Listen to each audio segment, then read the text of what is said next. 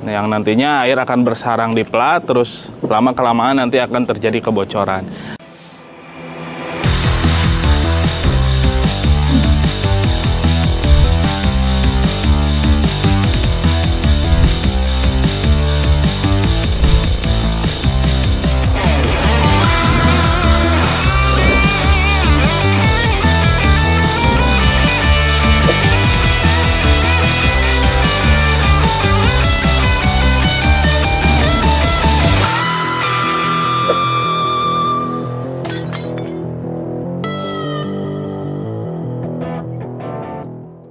Assalamualaikum warahmatullahi wabarakatuh. Agan-agan, jumpa lagi bersama saya di Large Team Studio. Sekarang saya sedang berada di Project R&D. Nah, pada kesempatan hari ini saya akan memberitahu ya, atau menjelaskan kepada agan-agan bagaimana sih cara tahapan-tahapan di area terbuka seperti ini. Ini ada dakcor supaya tidak terjadi rembes atau bocor ke area lantai 2 atau lantai 1. Nah, tahapannya seperti apa, terus apa aja yang perlu dilakukan, apa aja yang perlu diperhatikan, pemakaian bahan apa aja yang digunakan. Tetap ikuti Large Team Studio.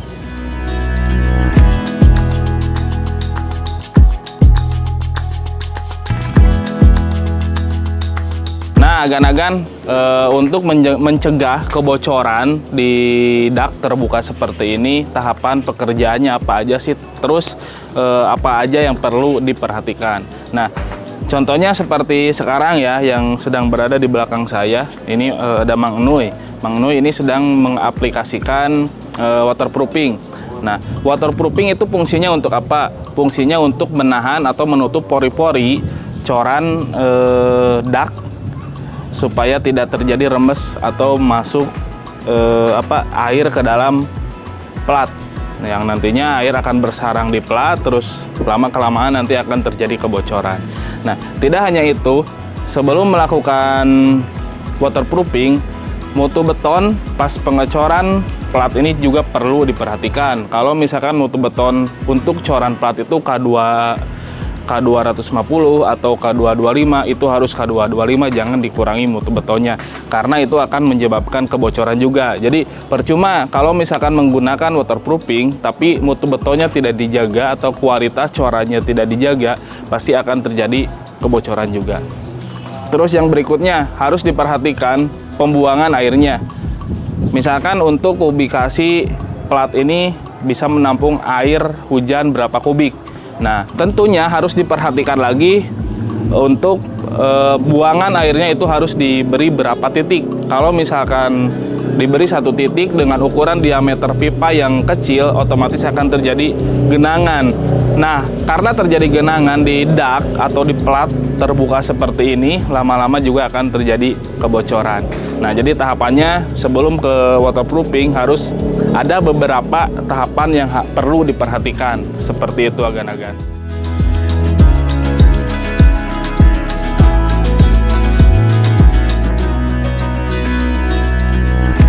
Nah, tadi tahapannya udah saya paparkan apa aja sih, mulai dari pengecoran, terus pemberian pipa pembuangan airnya juga harus diperhatikan. Nah, sekarang kan kita akan membahas waterproofing. Kebetulan di sini sedang ada ya Mang Enuy menggunakan waterproofing. Untuk waterproofing ini perlu dilakukan 2 lapis atau 2 kali. Nah, dua lapis itu tidak boleh terputus. Jadi kalau misalkan area ini keseluruhannya harus selesai, itu harus selesai, tidak bisa diesok harikan atau tidak bisa dibesokkan gitu. Jadi harus selesai 1 hari. Nah, jadi sekarang tahapannya pembersihan dulu, karena untuk pengerjaan waterproofing tidak boleh ada debu yang menempel atau kotoran yang menempel di atas plat betonnya. Seperti itu, jadi harus bersih. Harus dicuci dulu, bersih, disapu-sapu dulu. Nah, baru pekerjaan waterproofing dengan 2 lapis pekerjaan. Nah, pengaplikasiannya setelah 1 lapis pekerjaan, misalkan urutannya ini kan pakai koas ya, contohnya koasnya seperti ini nih, di tahap pertama arahnya ke sini. Nanti untuk lapisan yang kedua tidak boleh searah seperti ini, tapi harus dari atas. Kebalikannya seperti ini untuk lapisan keduanya ataupun sebaliknya. Kalau misalkan di posisi pertama, cara pengaplikasian menggunakan kuasnya seperti ini, misalkan vertikal ya. Nah, untuk lapisan keduanya itu horizontal ke sini. Untuk lapisan keduanya, jadi supaya pori-pori platnya itu bisa tertutup dengan bagus seperti itu, agan-agan. Nah, untuk takaran itu udah ada pengaplikasiannya, untuk produknya itu sudah ada. Jadi 1 liter air atau cairannya itu pasti semennya itu 20 kg untuk semennya gitu. Jadi 1 liter air ini 20 kg. Nah, jadi untuk pengaplikasiannya seperti itu. Nah, terus tahapan berikutnya setelah pekerjaan waterproofing, ada lagi satu pekerjaan. Pekerjaannya apa sih? Pekerjaannya itu screed. Jadi screed itu fungsinya untuk mengarahkan arah air itu kemana.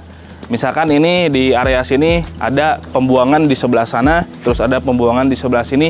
Jadi nanti setelah waterproofing ada lagi penebalan atau screed, semacam kayak plesteran seperti itulah, atau lasram seperti itu. Nanti diarahkan airnya supaya tidak menggenang air di satu titik.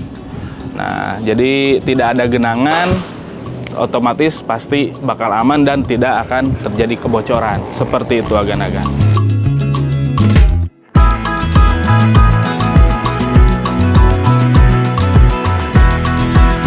Nah, agan-agan, ada banyak ya produk waterproofing untuk plat dak atau perekat beton seperti itu.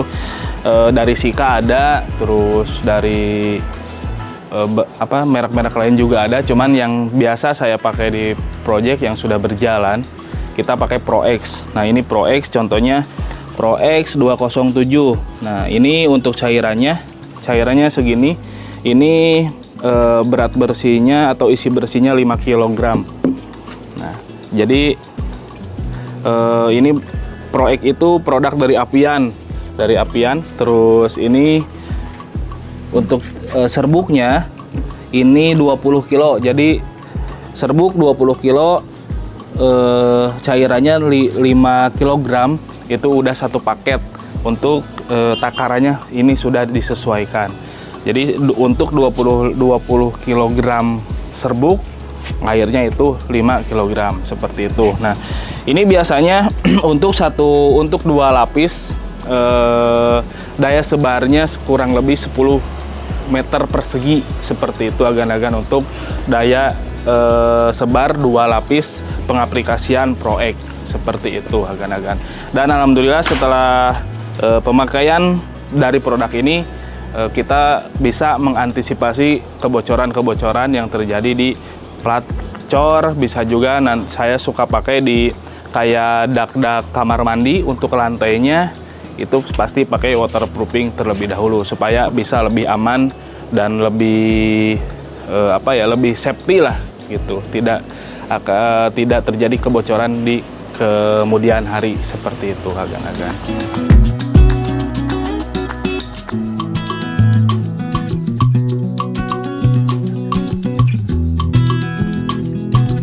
Nah, agan-agan, untuk penjelasan di sekitaran waterproofing dak, terus cara pencegahan, terus tahapan-tahapan pekerjaannya, material apa yang digunakan, sudah saya tadi paparkan.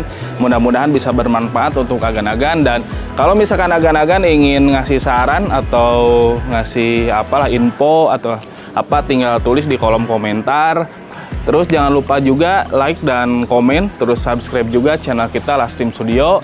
Agan-agan, kalau misalkan agan-agan pengen membangun rumah atau konsultasikan perihal pembangunan rumah impian Anda, bisa datang ke alamat kami yang ada di bawah ini. Atau juga bisa lihat portofolio pekerjaan kami ada di sosmed, di Instagram, Facebook, TikToknya juga ada di bawah ini untuk sosmednya.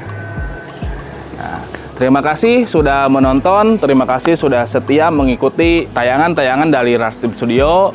Assalamualaikum warahmatullahi wabarakatuh.